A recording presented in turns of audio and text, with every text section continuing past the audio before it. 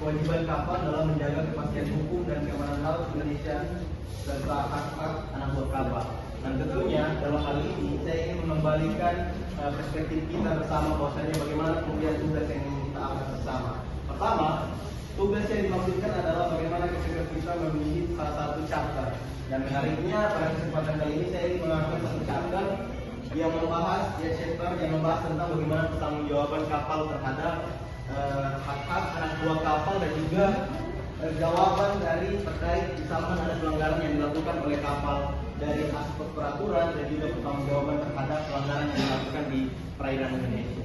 Nah, kilas balik perjalanan daripada Indonesia itu sendiri perlu diketahui bersama-sama teman-teman bahwasanya Indonesia adalah negara yang berbentuk kepulauan begitu dan bahkan satu-satunya yang terbesar di dunia begitu karena perjalanan sejarah kemudian telah menunjukkan bagaimana Indonesia itu menjadi salah satu wilayah yang rasa-rasanya wilayah yang diperebutkan oleh beberapa negara.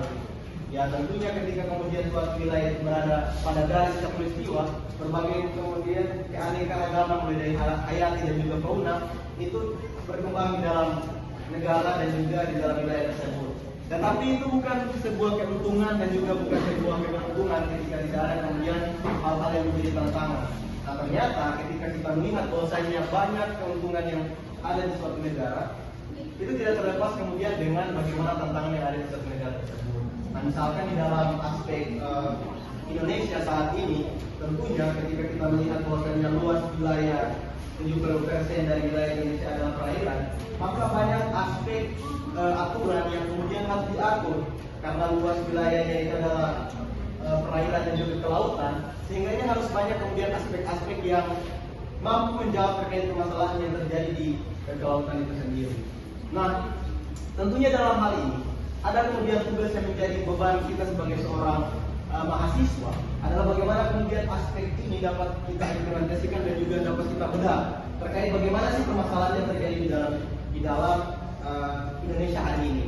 Nah, saya mengangkat sebuah permasalahan yang dimana itu saya mengangkat dua contoh kasus, yaitu pertama kejahatan atau pelanggaran yang terjadi di Laut Arafuru dan sedikit historis tentang perjalanan pelanggaran daripada Laut Arafuru ini ternyata. Nah ini teman-teman bisa lihat bagaimana kemudian fakta kasus daripada Laut Arafuru. Nah ternyata teman-teman kapal yang bisa teman-teman lihat di sini itu adalah kapal yang kemudian melanggar daripada perbatasan yang ada di Indonesia. Nah ternyata kapal ini adalah kapal yang milik orang Rusia, tetapi dalam hal ini itu melanggar batas teritorial. Sedangkan ketika sebuah kapal itu masuk ke wilayah negara orang lain, itu ada beberapa aspek yang tentunya masuk dalam aspek pertanggungjawaban kapal. Nah ternyata kapal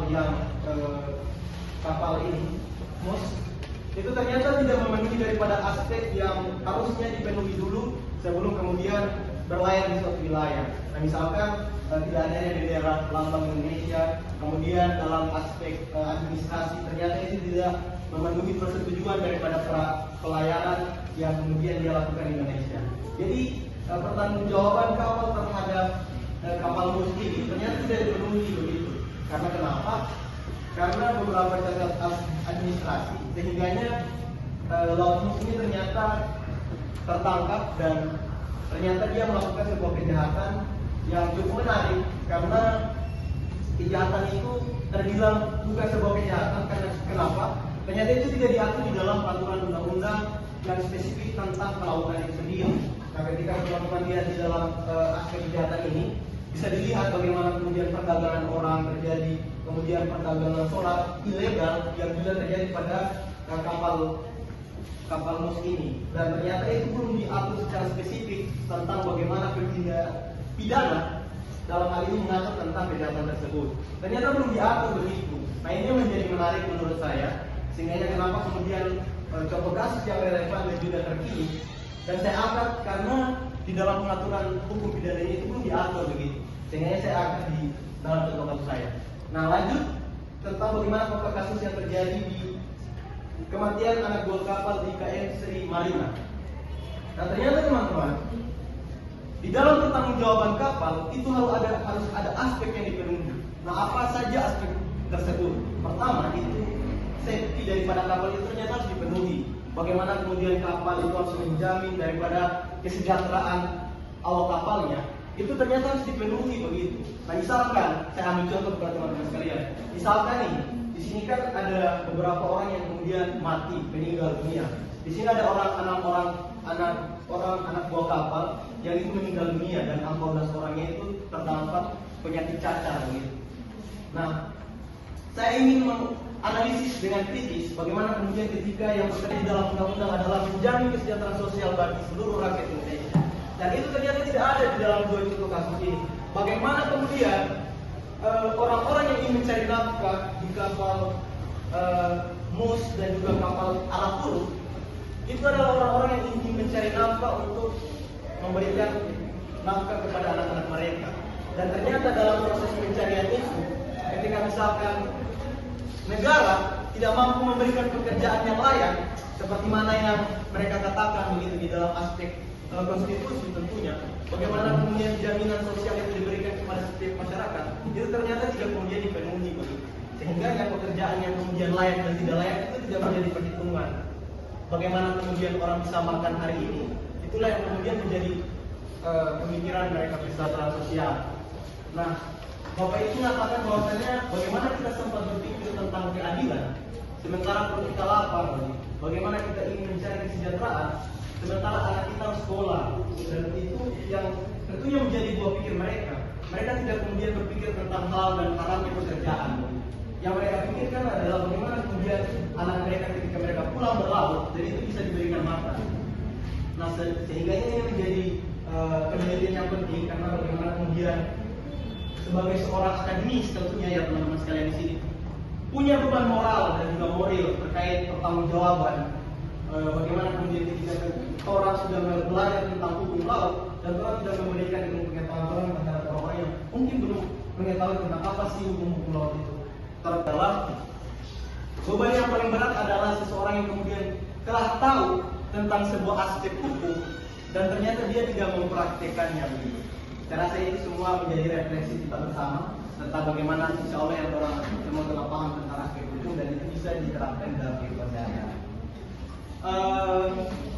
Mungkin itu saja dari saya.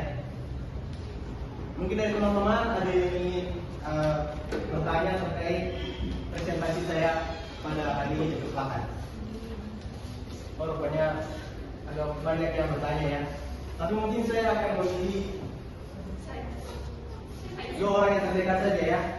Itu Kanisa dan juga Lia. Untuk teman-teman mungkin bisa dari waktu ya. Kita diskusi. Mungkin dari saudari Lia dipersilakan. Baik, terima kasih. Pertanyaan saya itu bagaimana menurut Anda dapat menjelaskan bahwa setiap pergerakan kapal yang tidak tercatat dalam automatic identification system, apakah itu disengaja atau ada faktor lain yang mempengaruhi atau ada kayak orang oknum-oknum di belakang layar? Terima kasih. Menarik. Mungkin saya langsung jawab saja ya pertanyaannya supaya kemudian tidak saya lupa. Nah, terkait oknum yang coba dipaparkan oleh Lia, yang coba disampaikan oleh Lia, ternyata memang itu mendapatkan kesesuaian antara kasus yang terjadi tentang bagaimana kemudian kapal yang telah nampak pergerakannya itu nanti ketika sudah berada di pinggiran pantai begitu. Sedangkan di dalam perbatasan laut itu tidak telah dijaga ketat oleh angkatan laut begitu. Yang menarik adalah bagaimana ketika kemudian dia bisa lewat dengan angkatan laut yang super canggih dalam aspek penjagaannya, tetapi di daratan kemudian baru diketahui bahwasanya ada kapal yang ingin masuk ke dalam untuk mencuri ikan hasil Indonesia itu sendiri. Nah, ternyata benar kemudian apa yang dikatakan bahwasanya Indonesia kekurangan orang jujur. Sehingga yang menarik bahwasanya harusnya kapal itu tidak lolos untuk masuk menangkap ikan di Indonesia. Tetapi kemudian bagaimana kemudian aspek oknum tanda kutip itu tadi yang dicoba disampaikan oleh dia, ternyata itu memang benar ada begitu.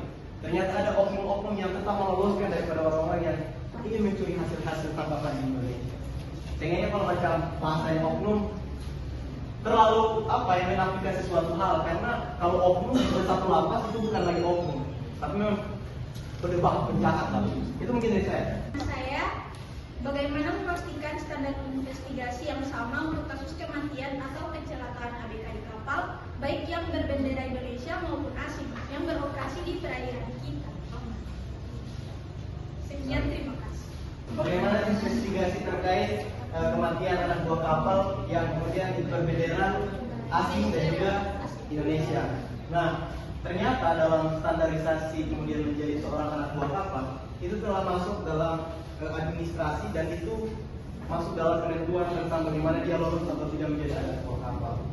Misalkan penentuan daripada aspek kewarganegaraan, aspek kesehatan, dan juga aspek bagaimana kemudian dia bisa bertahan di kelautan, di laut. Itu ternyata harus dipenuhi dulu, dan itu masuk dalam strata administrasi. Nah, itu yang menjadi penelitian saya tentang bagaimana kemudian kekurangan regulasi atau hukum kelautan itu mengatur secara spesifik tentang bagaimana kemudian misalkan ada apa dulu tadi, misalkan orang ingin melihat begitu tentang kewarganegaraan. Nah, itu ternyata belum diatur secara spesifik di dalam undang-undang tentang kelautan. Nah, sehingganya catatan kritis menurut saya dan juga menjadi saran untuk penelitian selanjutnya tentang bagaimana kemudian aspek kelautan itu harus diperhatikan oleh pemerintahan. Tidak perlu jauh-jauh kemudian melihat bagaimana kemudian kapal atau kelautan itu telah diatur secara spesifik oleh pemerintah, adalah bagaimana kemudian seharusnya standarisasi kapal yang berlayar itu harusnya telah ditentukan begitu. Dan sayangnya di Indonesia itu belum ada begitu. Bagaimana kemudian kapal yang sudah seharusnya tidak bisa berlayar itu harusnya tidak diberikan izin untuk berlayar. Nah, ternyata itu belum diatur di dalam aspek hukum Indonesia. Sehingganya Indonesia, kalau katanya Zainal Arifin Mokhtar begitu, dia bilang over regulasi. Orang ini sudah terlalu banyak regulasi, tetapi ya itu bahwa maksudnya ketika banyak regulasi yang sudah diatur, tetapi belum bisa mengatur tentang bagaimana spesifikasi tentang kelayakan seorang yang ingin berkelautan begitu, yang ingin mengendarai laut, yang sudah mencari penangkapan di laut begitu. Ini itu jawaban terkait dua pertanyaan yang saya rasa cukup menarik. Terima kasih kepada saudari Siti Nuriyah Sari dan juga Siti Nuriyah Samangola tentang pertanyaan menurut saya cukup membantu saya untuk kemudian melihat lebih kritis tentang bagaimana Indonesia hari ini. Nah, sehingga saya mungkin izin untuk membacakan kesimpulan terkait PowerPoint atau poin-poin daripada paparan saya hari ini. Saya ingin membacakan bagaimana kemudian kasar kewajiban kapal itu harusnya menjamin daripada kesejahteraan seperti tadi yang saya bilang. Yang ingin saya tekankan sebenarnya tidak boleh, bukan tidak boleh. Sebenarnya tidak perlu kemudian menyimpulkan terkait apa yang ingin kita bahas, karena biarkanlah teman-teman kemudian yang menyimpulkan terkait apa yang didapatkan pada pembahasan hari ini. Jadi itu mungkin menurut saya. Terima kasih. Wassalamualaikum warahmatullahi wabarakatuh.